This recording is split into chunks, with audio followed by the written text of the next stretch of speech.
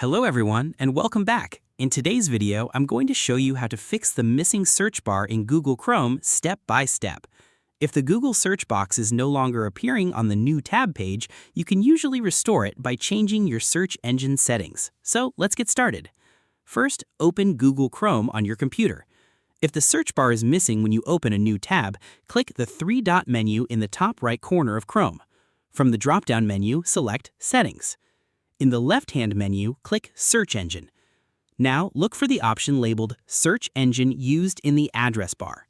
Click the drop-down menu next to it. Select Google as your default search engine.